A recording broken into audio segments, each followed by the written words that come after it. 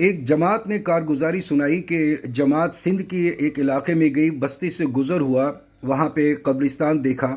پتہ یہ چلا کہ کچھ عرصہ قبل یہاں پہ سیلاب آیا تھا تو قبریں بہہ گئیں۔ ایک قبر پہ نظر پڑی، وہاں پہ ایک کفن تر و تازہ، چکا چوند، صاف ستھرا، بڑے حیران ہوئے۔ بستی والوں سے پوچھا کہ بھائی یہ کب؟ ان کا خیال تھا کہ آج کل میں اس کو دفنایا ہوگا۔ انہوں نے کہا نہیں جی، اس کو تو بہت عرصہ ہو گیا مرے ہوئے، بڑے عرصے کی یہ قبر ہے۔ اسی تجسس میں وہ پوچھتے پوچھتے اس کے گھر گئے۔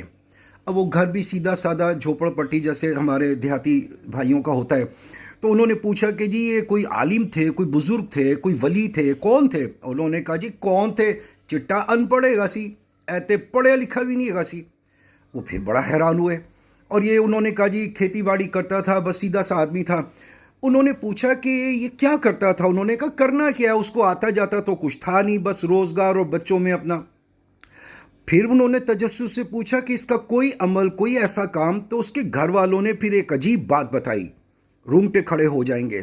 کہنے لگے جی ایک بات تھی، یہ پڑھا لکھا تو تھا نہیں، یہ قرآن لے کے بیٹھتا تھا بڑی محبت سے، قرآن کو صاف کرتا تھا، آنکھوں سے ہاتھوں کو لگاتا تھا، چومتا تھا، اور قرآن کھول کے بیٹھ جاتا تھا کہیں سے بھی، اور ہر سطر پہ انگلی رکھ کے کہتا تھا اے وی سچ ہے، اے وی سچ ہے، اے وی سچ ہے، اللہ اکبر کبیرہ۔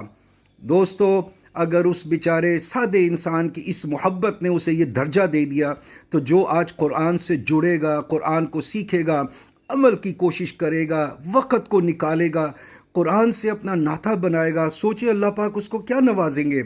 کہاں پہ ہم لوگ گم ہو گئے، کہاں چلے گئے میرے دوستو؟